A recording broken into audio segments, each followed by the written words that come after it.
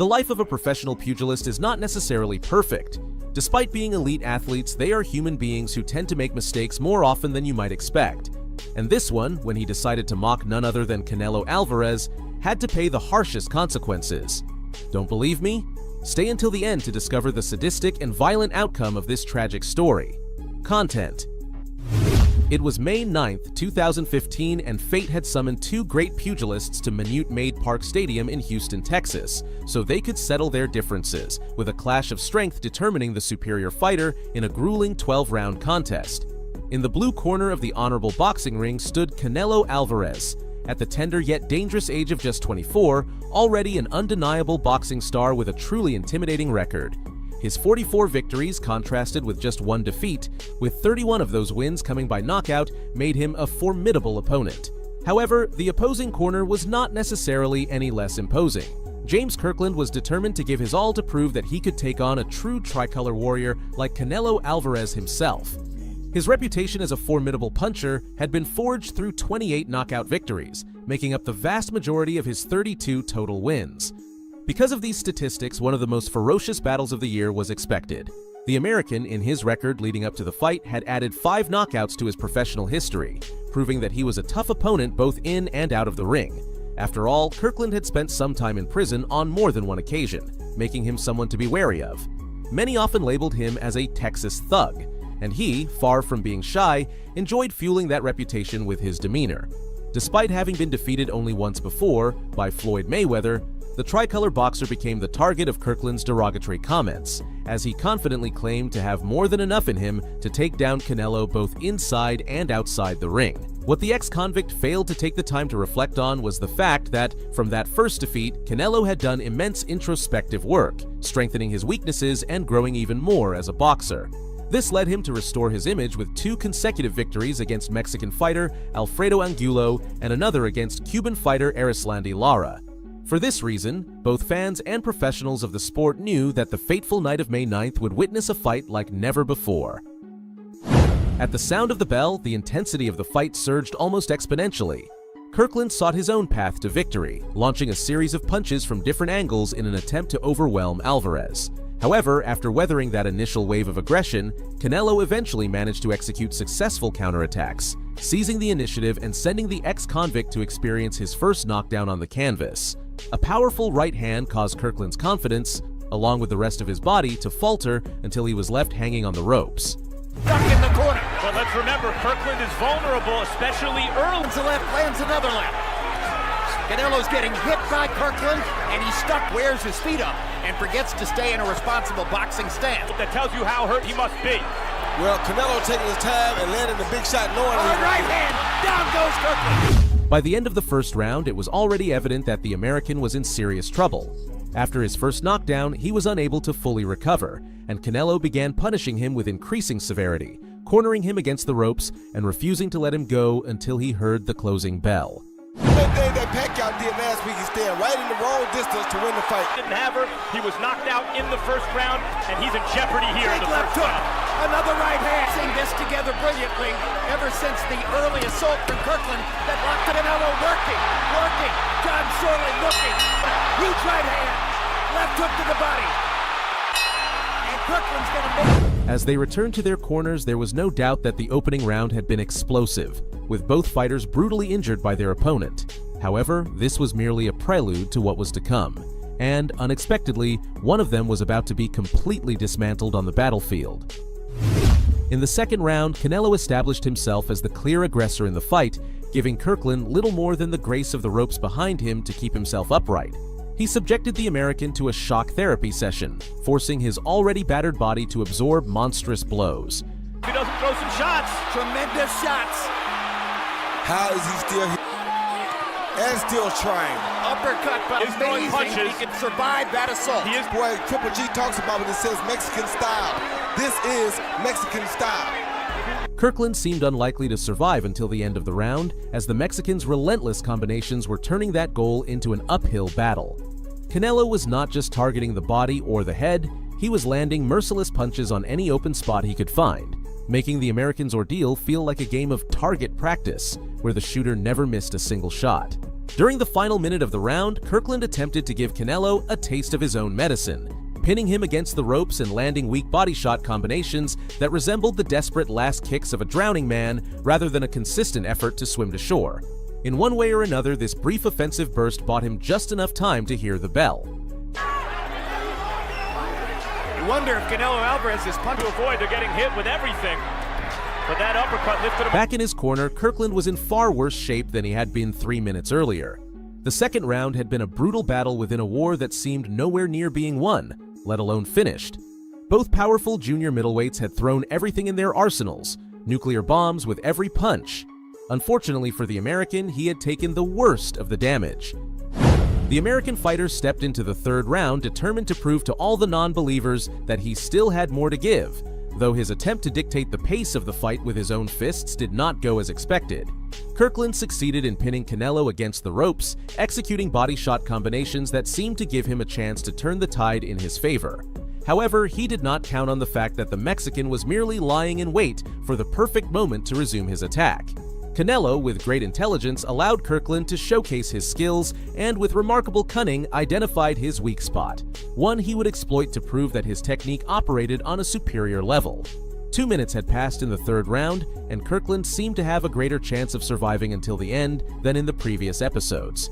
But once again, fickle fate had its own plans, completely overturning all previous projections about how the fight might unfold. In the midst of his own offensive, the American fell victim to a clear and devastating right uppercut, straight to the chin, his ultimate kryptonite, which sent him face first to the canvas. Skill over will, and Kirkland has to change that. Canelo them big shots though, Jim. And coming back. And tell him to cut there he is. Uppercut. He reacted only a second later, scrambling to his feet against the deafening roar of an ecstatic crowd. Canelo's heavy right hand seemed to have ended the fight. But surprisingly, Kirkland got back up, and the referee allowed him to continue, only for the Mexican to prove once and for all that third time's the charm. Canelo resumed his offensive, positioning Kirkland perfectly against the ropes to receive a vicious right hook that sent his entire body spinning before collapsing onto the mat, as if his soul had just been knocked out of his body with a single blow. With his arms outstretched and no response whatsoever, the referee knew there was no need to even bother with a standing count.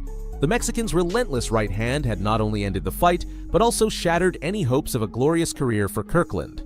Although the fight lasted just under 9 minutes, as soon as it ended, people were already calling it an incredible bout. The kind that likely made Kirkland wish someone had locked him up and kept him from ever stepping into that ring. The ring announcer declared the undeniable result of the fight, an indisputable knockout victory for Canelo Alvarez, while Kirkland's soul was still making its way back into his body. Like a lady fainting from low blood pressure, the loud-mouthed ex-convict who had underestimated Canelo before the match was now being assisted, sipping on a little orange juice in the hopes that it might help him regain his senses. Meanwhile, Canelo blew a kiss to the camera and raised his fist as a symbol of his victory. Closing. If you've made it this far, thank you. Remember, the best way to support my content is by leaving a like on the video. What do you think was the turning point in this fight? Was Kirkland sentenced to defeat before he even stepped into the ring, or did he make a critical mistake after that explosive first round that sealed his fate? I'll be reading your comments. Did you know that Canelo Alvarez once faced a match that nearly ended his entire career? His opponent accused Canelo of being an overhyped boxer and openly expressed his desire to expose him to the world. According to this rival, Canelo didn't deserve the professional record he held at the time, much less the money he earned to step into the honored boxing ring. He went so far as to call him a mama's boy, confident it would be child's play to knock Canelo down, but he couldn't have been more wrong. Welcome! In today's video, you'll witness an epic clash between a titan and a trash talker. Who's who? Stay tuned to find out. Content. In the world of boxing, Saul Canelo Alvarez has made his mark by taking on some of the most formidable opponents of recent times, including well-known names like Gennady Golovkin, Floyd Mayweather Jr., and Dmitry Bivol. In each of these bouts, Canelo demonstrated his skill and aptitude for combat on a global stage. However, when Canelo was fighting for his life in the ring, Erislandy Lara seemed to take a nap. This often overlooked Cuban opponent nearly gave Canelo his worst nightmare back in 2014, a brutal defeat. To this day, the showdown between these two forces remains a topic of controversy. Canelo's first major defeat came when he faced Floyd Mayweather, who delivered a masterclass in defense and counterattacks. Doing his best to do just that, but Alvarez and sticks a shot to the body. Welterweight division facing Miguel Cotto. Yeah, in fact, he jabbed in two different places to try and land. And then sets it up for a straight right hand. There's a right hand that jacked the lead left hook around the guard. The right hand blocked by Canelo, but not a big puncher. This loss had a lasting impact on Canelo's career, teaching him that brute strength is not the only essential component of victory. Although it was undoubtedly a humbling experience, it served as a turning point. From then on, every time Canelo entered the ring, his offense showed greater intelligence and caution. This strategic evolution soon paid off, allowing him to defeat notable opponents. Austin Trout, a master of fighting at a distance, became one of his early victims. All he said, some are not getting there, but Trout. in the case when you have a conventional fighter, and there is Canelo dropping Trout with it as Trout comes behind the guard with the 12th and final round here in Texas. Title unification fight. Corner of Austin Trout that they read it directly. Alfredo Angulo, an unrelenting fighter who kept coming forward despite the hits he took, was another significant test for the Mexican star, and he passed with flying colors. And as we look at this, the fight in microcosm, really, it's that he's throwing Another jab and another one. in combinations, and Canelo has not really been able to do it as effectively. The jab. Canelo's got to move his hands just like that. Every time Floyd gets the ropes. Combination, but we've seen creative ones like the uppercut and the left hook there from Floyd Mayweather. He has spent most of this fight. But when Erislandy Lara came along, a fighter entirely unlike Canelo, his reputation was once again called into question. Lara was known for being a shrewd, quick, and dangerous boxer, everything a fighter who relies on strength and precision, like Canelo, would dread. With a record of 19 wins, 12 by knockout, and only one loss, it was clear that Lara was not an opponent to be taken lightly. Lara had previously defeated Trout and Angulo with ease, according to many experts, and he was as relentless in the ring as he was outspoken in his statements. The Cuban fighter played up his Caribbean charm to openly mock Canelo. To him, the Mexican was nothing but an empty package whose popularity was pure luck. Lara claimed that all of Canelo's accolades were not only undeserved, but also fleeting. For the charismatic Lara, Canelo wasn't even a worthy opponent. On July 12, 2014, both fighters stepped into the ring at the MGM Grand Garden Arena in Las Vegas, Nevada, to settle their score. Lara entered as the WBA Super Welterweight champion, though the title was not on the line. The agreed weight limit for the fight was 155 pounds, just 1 pound over the Super Welterweight limit. Judges Jerry Roth, Dave Moretti, and Levi Martinez were expected to critically assess the bout and name the rightful victor if neither fighter claimed victory within the 12 scheduled rounds. With Robert Byrd as the third man in the ring, this heated showdown between a trash talker and a titan began. The fight round 1. Lara tested Canelo's guard with his left hand, but the Mexican fighter stood his ground. Quickly, Canelo drove Lara out of the center of the ring, forcing him to retreat to the edge with the ropes behind him. There's electricity in this building. I've been around for 35 years in boxing, and I know. Like a predator stalking its prey, Canelo overpowered Lara, landing powerful body shots. And that was the question, Paulie. Cuban fighter So far, jabs only for one guy, and that's Lara. Shields made the point that it will be so much more difficult for Canelo. By the end of this first round, Lara had done little more than circle the ring's perimeter, avoiding a direct confrontation with Canelo. Round 2. Once again, the fighters met at the center of the ring, and Lara tested Canelo's guard before being driven back, with the ropes behind him. Canelo said that, Lara's defense is basically his movement. That's really true. At this point, Canelo had taken full control of the fight's pace, cautiously attacking Lara's body with short combinations. sniper like right through the guard. Or left, I should say, from the southpaw. With less than a minute left in the round, Lara attempted a counterattack but grabbed Canelo by the neck, prompting Canelo to lift him with brute strength, showcasing that their rivalry had crossed into personal The territory. Mexican superstar. And he's better off trying to get to the body first. And Lara will not be an easy target to the head at the beginning of the fight. Round 3. Lara seemed to have forgotten all his pre-fight promises about what he'd do to Canelo in the ring. Although he continued testing Canelo's guard with his left, his punches were weak, barely more than a touch compared to the powerful hits he received in return. His only defense was lateral movement and the occasional clinch. Set of opposition. No different tonight. Which we know would be one of his biggest attributes in this fight. Near the final minute of the round, during one of these clinches, the fighters collided. nearly recreating the earlier lifting incident. After that, Lara continued evading Canelo's power. Round 4, Canelo maintained his dominance in the 4th round. Despite his bold pre-fight statements, Lara seemed desperate to avoid any close exchanges. Between sidesteps, strides, and jumps, the Cuban found himself in a survival battle rather than a fight for victory. Meanwhile, Canelo stayed close, trying to trap him in the corners.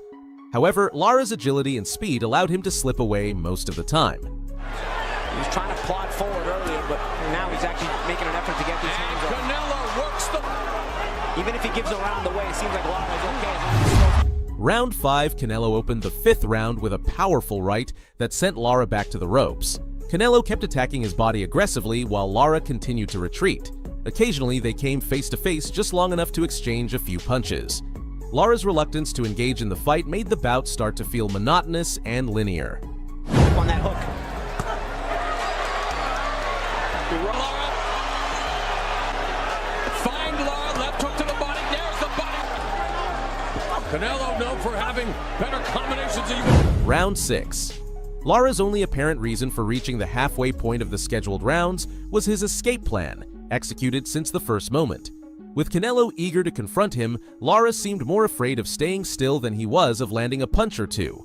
When his lateral movements failed to help him escape, he would clinch, relying on referee Bird to separate them and create distance. But the things he said kind of put it over the top. There's the... Yeah, sometimes he loses that patience, and his age shows sometimes a lack of maturity. Saw what Canelo did there. If his intention was to wear Canelo down before launching an attack, it wasn't working. As the round drew to a close, Canelo increased his offensive intensity, delivering powerful shots that even Lara's clinching couldn't prevent. A non-title affair again. Contract whittled at the fact that Canelo wanted it by Canelo. And now Canelo just going to work on the bodies. He finally grabs a hold of Erislandy Lara. To try to work despite the smothered attempt by Lara. Round 7. A growing sense spread through the crowd that this fight could have ended sooner if both fighters were willing to engage. However, Canelo was becoming more assertive, landing a greater number of punches. 6 rounds of following Lara had helped Canelo predict many of his opponent's movements and evasive spins.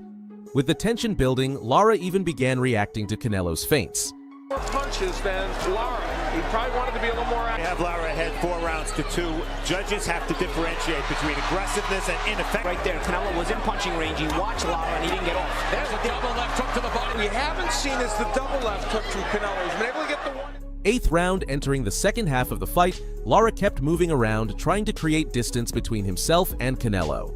Canelo started to stretch out his left hand, aiming to position Lara just right for a clean attack, but the Cuban continued to slip away. A lot of punches are throwing him with conviction. How much do you attribute that to the cut? Well, it could be the body work. The ring is the very active Lara. There's a combination momentarily on the ropes, walking him down, misses with that lead left. 9th round. The 9th round marked the beginning of the end, at least in terms of the scheduled rounds. Canelo was dominating Erislandy with ease, even though he couldn't quite corner him completely. Lara attempted to exchange a few punches, but realizing that Canelo was standing firm, he resumed his retreat. Finally, with just under a minute left, Canelo managed to trap Erislandy in a corner.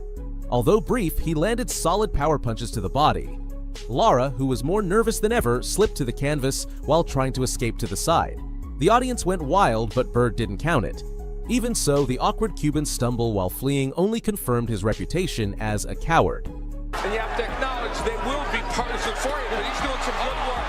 Beautiful combination. Lara's got to do that catch and shoot again. He's got it there. He did it there. Body work by Canelo has certainly swung the fight back in his favor. Lara slipped there. That was a slip. 10th round. After his stumble, there was no turning back for Erislandy. By now, the judges' scorecards were sure to reflect his weak performance, and tripping while trying to flee didn't help his case. Interestingly, he didn't even try to change the course of the fight. He continued forcing Canelo to chase him without taking the initiative to attack. And when Canelo got close, clinching remained his fallback strategy. 11th round. Only 6 minutes remained in the fight, yet Lara still hadn't fulfilled any of his promises about teaching Canelo a lesson, as he'd claimed in the pre-fight press conferences. An unofficial scorecard was shown, surprisingly placing Erislandy ahead by 2 points, despite never having taken control of the fight in the ring. Perhaps his champion status was in his favor. Lara aimed to prove that Canelo couldn't hurt him seriously, so he kept retreating. Yet boxing is an unpredictable art, and the outcome was still undecided. Well, I'd say an important number. Lara working the body again, but there another combination upstairs by Lara. This round. 12th round, both fighters entered the final round maintaining the same approaches they had followed throughout the fight. Canelo was the clear aggressor, often putting Arislandi in difficult positions. Lara continued slipping away along the sides, occasionally throwing 1 or 2 punches just to prove he was still there. What was supposed to be the fall of a titan had turned into the downfall of a loudmouth, and it was almost time to confirm which fighter would take on which role. Closely contested fight, but the crowd reacting to everything. A very effective fight and utilizing that footwork, and our unofficial scorer, Canelo footwork, scoring when necessary. And we are going to the judges' scorecards. Canelo and Lara go the distance. Judges' decision. When the fight ended, Arislandi celebrated as if he'd truly been in a battle. To him, surviving 12 rounds without being knocked down was a guaranteed victory on the judges' scorecards. Generally, proving that a challenger isn't strong or skilled enough to hurt a champion is enough to retain a title. But the Cuban had forgotten something crucial. His title wasn't on the line. His champion status didn't matter outside his own mind. So, when the announcer took center ring, Lara had no choice but to bite his tongue. Saul Canelo Alvarez was declared the winner by split decision, and the look on the loudmouth's face, who had already been celebrating, was priceless. In the post-fight interview, Canelo delivered the ultimate lesson to Arislandi, reminding him that you enter the ring to fight, not to run a marathon. Conclusion: if you've made it this far, thank you. Remember, the best way to support my content is by leaving a like on the videos. Do you agree with the judge's decision in this fight, or do you believe Arislandi Lara deserved the win? Let me know in the comments. When Canelo Alvarez was asked if he respected Julio Cesar Chavez Jr., his response shocked everyone. The redhead stated that Chavez Jr. was a disgrace to the tricolor and that he had mismanaged his career. For these reasons, among others, Canelo expressed the necessity of not feeling respect for someone who, in terms of discipline, has achieved nothing. In 2017, Canelo Alvarez was at one of the peak moments of his career, adding to a streak of victories fight after fight. His power prevailed over British boxers, proving that his punching strength was remarkable, even across oceans. But in his mind, there was another fight that kept him up at night. Canelo longed for the chance to step into the ring to face Julio Cesar Chavez Jr. Although he was the son of the boxing Caesar, the legendary Mexican boxer Julio Cesar Chavez, Chavez Jr. had to use the strength of his fists to make his way in a sport where family history cannot serve as a springboard to glory or respect. Thus, on May 5th, a duel was celebrated between the natural heir to the tricolor throne and the man who had won the admiration of the international community, establishing himself as the new face of Aztec boxing. At that point in his career, Chavez Jr. had not shown even a quarter of what his father had done. Still, his record showed 50 wins, 32 of them by knockout, and only 2 prior losses. However, it was widely noted that these were victories over lower-ranked fighters. So, when his fight against Canelo Alvarez was announced, the big question that filled public opinion was whether the natural heir to the throne would be able to continue his father's legacy or lose the right to become a champion to a commoner with the skill to claim the crown. Both Canelo and Chavez Jr. had traveled turbulent paths to earn the great opportunity to represent their country. Chavez Jr. began his career with strength, but his achievements were quickly tainted after he failed a doping test, which would have been his 41st victory. A scandal like this, in the noble art of boxing, casts doubt on your potential, requiring double the effort to regain even half the prestige you once held. Chavez Jr., victory after victory, rebuilt an important part of his career, even leading some critics to retract the harsh opinions they had expressed about him. But it wasn't enough. The son of a famous man who only took advantage of his father's legacy, as he was often referred to, still had much to prove. And just when he seemed to be on track to respect and glory, Sergio Maravilla Martinez appeared to deliver another harsh dose of reality. This world-class champion was hungry for a new title and did what was necessary to get it. After an intense fight that went the full 12 rounds, Martinez raised the belt. He put so much weight off of him, his body's trying to get itself back. He's not forcing Martinez back. Hard right hand by Chavez. Good 1-2 by Chavez with the left hook to the body. Another left hook to the body. Hard right hand. Look at that. What a rally back by Martin left. Plenty of time. Oh, there you go. There he is. He's down. Forcing Chavez Jr. once again to pick up the pieces and rebuild his career. But fate is fickle, and this time it presented him with another great challenge without even allowing him to catch his breath: Canelo Alvarez. With the chance for redemption within reach, Chavez Jr. knew that this fight was his last big opportunity to prove he was worthy of the legacy of his father, the legendary boxing Caesar. But there was one problem. Canelo was in his prime. According to experts, it would be the darkest night of the heir's career.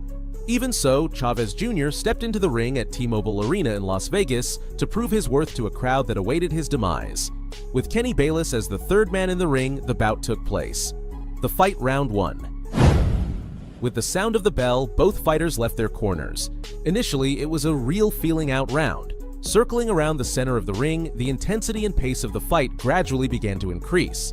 Both fighters' left hands battled for prominence while neither let their guard down. They seemed to be gathering enough information to engage more aggressively later on. This reflected the cunning and combat intelligence of both Aztec warriors. You look at the muscle, he can be a full-fledged middleweight, a super middleweight. Canelo Alvarez went off as a 5-0. He looks filled out, obviously. Round 2. Canelo left his corner with more energy. Now, his left hand was only the prelude to severe body combinations that pushed Chavez Jr. back. For his part, the heir threw a couple of his own combinations, though they lacked power. Midway through the round, he managed to press Canelo against the ropes, but without putting him at risk. Junior right there with him. Junior wants to get Alvarez along the ropes. This is where he does his... Back at the center of the ring, the redhead gave him a clear display of skilled pugilism, forcing him to move to survive. Off the ropes, but that's a dangerous game against a guy as big as Canelo. Stiff jab from Canelo, followed by a with him. They're trying to drop body into it. Hook. Back to the body. Round 3. Chavez Jr. left his corner with apprehension, evident in how he backed away without even attempting a close exchange. Canelo followed closely, throwing powerful body shots. A snap, and you see him, Doug, he's standing in front of us, yelling at him. If you're going to move, it needs to be lateral movement. You need to circle him. And if there's an opportunity tonight for Chavez Jr. to take that position. And there's some... The redhead had clearly become the aggressor in the fight, and with just over 30 seconds left, he was momentarily pinned against the ropes and hit with a calm body combination. Back in the center of the ring, he used only his left hand to neutralize that offensive attempt he had fallen victim to. It's a little bit puffy. Now some blood from the nose. Good shots from Junior, though. Round 4. Chavez Jr. looked like a crab, taking one step forward and 2 steps back. Canelo, following him closely, pressured him with powerful body combinations, to which the heir responded only occasionally. Excellent cut man, working with Junior for the first time. And he is a cut man that is used to working on the big shot. Shots are not to Chavez's moment ago. That one right there, popping up. Midway through the round, the redhead cornered Chavez Jr. against the ropes, but he escaped to the sides. Chavez can't rest on his laurels. He had a moment. He needs to press his advantage. But no, uppercut landed from Canelo. Backing up again. He won with Julio Cesar Chavez Jr. in Las Vegas. These are very sharp and accurate punches. And when he puts those punches together... By the end, it was clear who was the dominant gene and who was the recessive one in this match. Round 5. Canelo's left hand teased Chavez Jr.'s head from the sound of the bell.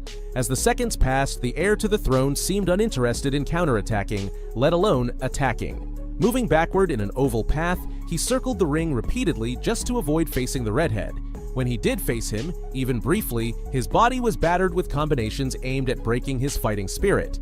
At this point, his endurance was the only thing keeping him in the fight. It's not working. Chavez Sr. probably... His wife who's giving more instruction than most of her corners. Body shot. Upstairs Canelo. 1-2. Round 6, Chavez Jr. already had a significant cut over his left eyelid, but he had to come out and act. During the 6th round, he only received more powerful punches. Out of every 10 punches, Chavez Jr. threw only 2 when he was feeling generous. Near the final minute, Canelo voluntarily leaned against the ropes and let the rich kid have his fun, just to prove he didn't have the strength to cause him serious harm. Canelo on the ropes, just like you said, bro. Yeah, in the middle rounds, it's his habit to go to the ropes because he believes he can fight off. He's an excellent counterpuncher off the ropes. Psychological game going on right now. 7th round. You have to fight now were the instructions Chavez Jr. received before leaving his corner. But once in the center of the ring, he was unable to follow them. Canelo increased the intensity of his offense, and Chavez Jr. paid the price. Suddenly, a right hook seemed to push the redhead against the ropes, where he stayed for a moment without being truly attacked. Another. Canelo on the ropes. When Canelo unleashed his power again, he brushed off the little tension the air had managed to put on him in the blink of an eye. For the rest of the round, Canelo made Chavez Jr. regret not neutralizing him when he had him against the ropes. He's not listening. The speed, it appears, from Canelo is picking up. Jr., his speed. 8th round, Chavez Jr. kept stretching out his left hand and retreating as the 8th round began. Once more, Canelo leaned back against the ropes and allowed the air to attack him freely. But it turned out to be a narrow window. A simple left-right combination was enough to dispel any sense of danger that Chavez Jr. might have created. At this point, Canelo was like a predator toying with his prey before finishing it off. Let's go out there and let's I'll fight towards cool head prevail. Let's make some money in this. Good job, Canelo. He did it. 9th round. You need to start with jabs. You need to get inside. You have to work him more, were the instructions Chavez Jr. received in his corner before going out for the 9th round. In theory, planning an attack is easy, but in practice, his efforts were weak, and even when Canelo was against the ropes, he couldn't subdue him. I think he's punching very hard for a middleweight, but we have to understand that these guys are technically the natural super middleweight, and he's always had a really good chin. He has that good chin. Whenever Alvarez elects to go to the ropes, and I say elect because Chavez isn't pushing him to the rope. 10th round. You need to go toe-to-toe with him, they demanded from Chavez Jr. in his corner, but whenever Canelo advanced, he only stepped back. The redhead had completely dominated the air, and claiming the crown was now just a formality. With powerful body combinations, he kept Chavez Jr. in constant agony, when it was expected that he would live up to his father's legacy. 11th round, he's stronger. You need to let loose, were the recommendations given to a Chavez Jr. who only wanted to survive on his feet for 6 more minutes. He stretched out his left hand just to reaffirm his posture as a fighter, but in reality, he wasn't fighting. Moving around the ring with Canelo following closely behind, the heir managed to reach the final round. 111. Respect him, more fan of his. For some reason, the last few years, in the country, how he's been fighting at different weight classes, or as he's open about the way he feels about things. Because I wasn't going to wait any longer for the opportunity. I'm here. 12th round, Canelo displayed true tricolor boxing skill by dominating Chavez Jr. until the last second. The heir tried to counterattack, but it was a fight he had already lost. Only a knockout could save him from defeat, but he didn't have enough power even to secure a knockdown. So he continued his retreat, moving to the sides until the bell put an end to his passive approach. He hasn't hit anything tonight. I'm here. Canelo hasn't done this. He hasn't done that.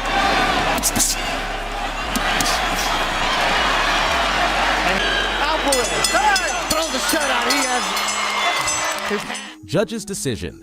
When the announcer returned to the center of the ring, he made official what everyone already knew. Canelo Alvarez defeated Julio Cesar Chavez Jr. by unanimous decision after 12 hard rounds of solid boxing, where he likely remained dominant for the last 11. Conclusion. If you've made it this far, thank you.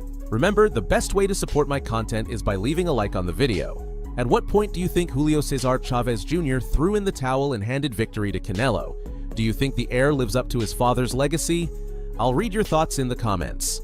Dimitri Bivol belongs to a new generation of elite boxers who, punch after punch, are determined to step closer to glory. In today's video, we will reaffirm his power by watching him fiercely defeat opponents who underestimated him but were unable to end his indomitable winning streak. Stay tuned. You won't believe who the latest one is. Dimitri Bivol versus Sullivan Barrera. It was the year 2018, and Dimitri Bivol was at his peak.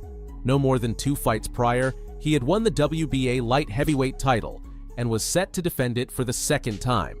On March 3rd, he faced a new and imposing challenger, Sullivan Barrera. Barrera, from Guantanamo, Cuba, carried the power of Cuban fury in his blood. Having lost only once before, by unanimous decision after 12 rounds against Andre Ward on March 26, 2016, he was clearly a tough opponent to beat. Nonetheless, Bivol stepped into the ring at Madison Square Garden Theater in New York, ready to make history. His undefeated record of 12 victories, 10 of them by knockout, backed him up. With Harvey Dock as the third man in the ring, the fight began. Fight summary. From the opening bell, Dimitri pushed Barrera to fight at the limit of the ropes. Stretching their respective lefts, both fighters tested each other's guard. Let's see what happens because he doesn't want to let Bivol get the momentum in his favor that early. Your opponent can do with timing and using his experience. Bivol seemed to control Sullivan well by the second round. Exchanging punches closely, Sullivan made sure to reaffirm his position as the challenger. Some really good stuff for an up-and-coming prospect. Light heavyweight Gennady Golovkin. And Has answered about Bivol already. Sullivan probed Bivol's guard during the third round. Even with caution, Dimitri had no problem cornering him against the ropes. A strong punch from Bivol warranted a timeout for Barrera. Better fighter than he's been in with before, and trying to take over the fight with his skills, and now their heads come together again. Bivol began to control the pace of the fight starting in the fourth round. His combination struck with great success on Sullivan's body. In the center of the ring, the fight seemed poised to last a couple more rounds. The fighters continued to trade blows throughout the rounds. At times, Bivol was the clear aggressor. When he wasn't, Barrera did a great job trying to seize that title.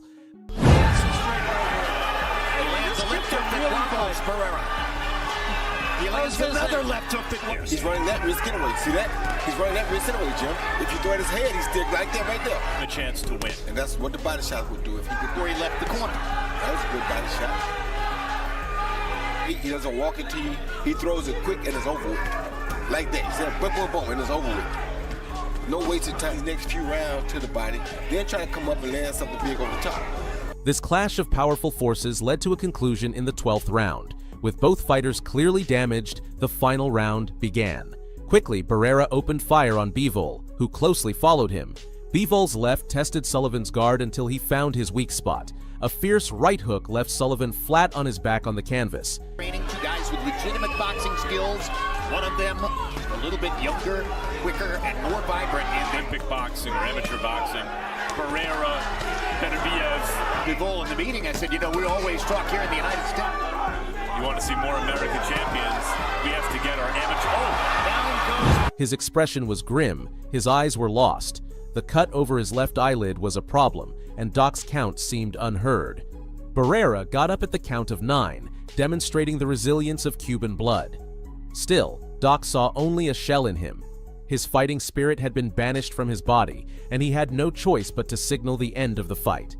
At 1 minute and 41 seconds of the 12th round, Dimitri Bivol defeated Sullivan Barrera by technical knockout. Dimitri Bivol versus Joe Smith Jr. On March 9, 2019, Dimitri Bivol stepped into the ring at Turning Stone Resort and Casino in Verona to face his next big challenge. There awaited Joe Smith Jr. Statistically, he would be an easy opponent. On July 15, 2017, Smith Jr. had been defeated by Sullivan Barrera, who had, in turn, been defeated by Bivol.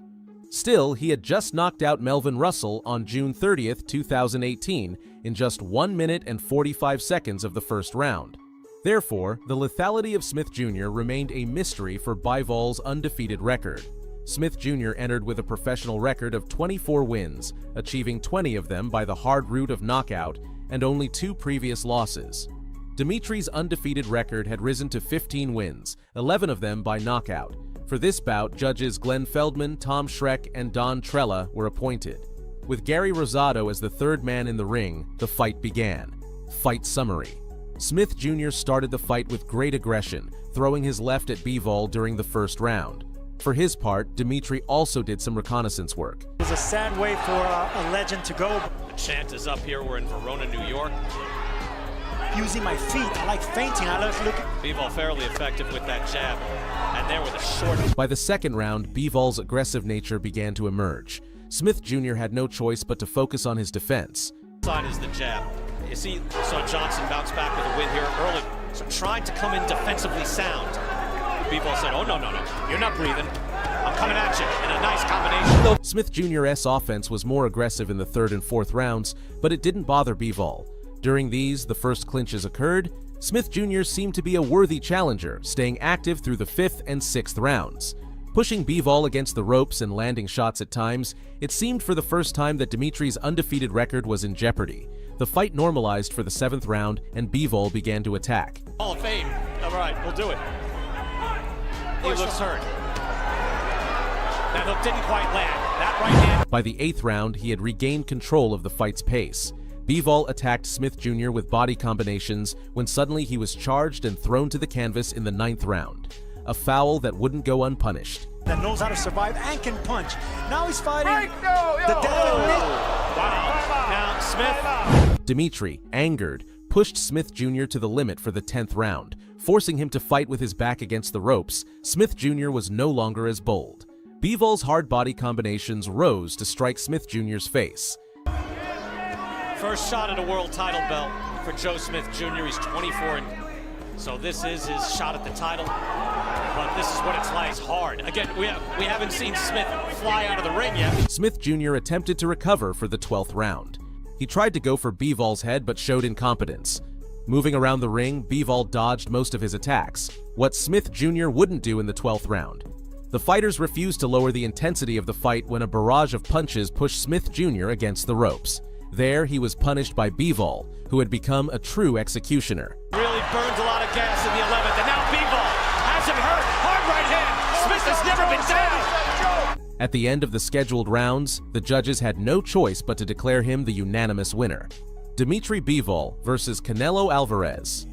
Fast forward to May 7th, 2022. Dimitri Bivol broke all stigma by facing one of the toughest Aztec warriors of the present, Saul Canelo Alvarez.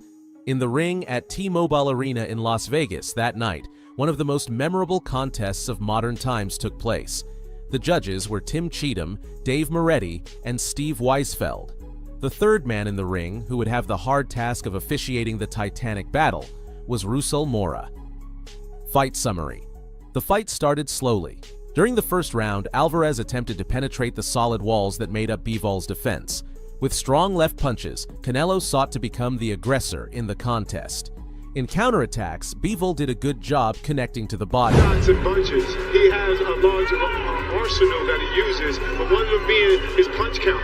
So Canelo looked too predictable when he tried to throw left hand off the top of the head from Alvarez. Canelo pushed Bivol against the ropes in the second round.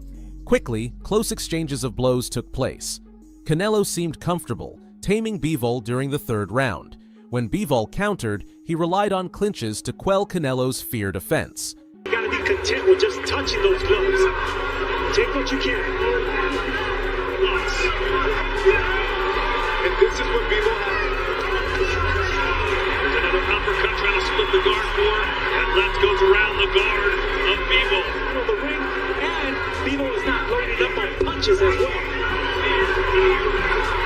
In the fourth round, the fighters contested the center of the ring until Canelo's offensive pushed Bivol against the ropes.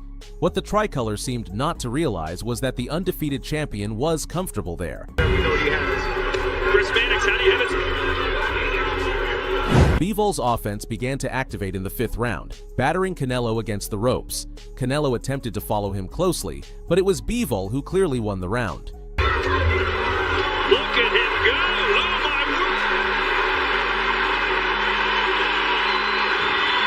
word! Canelo was more cautious in the sixth round while Bivol gained confidence.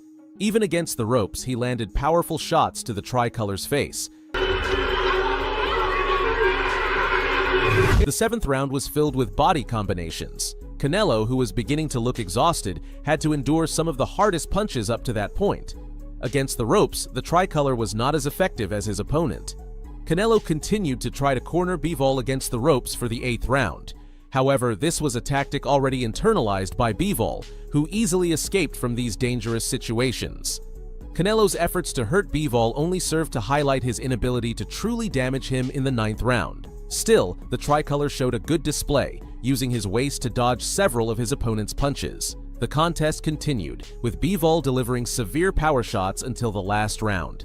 Canelo could not hide his wounds, and fatigue took its toll. Punching. Now it's starting to look to be heavyweight.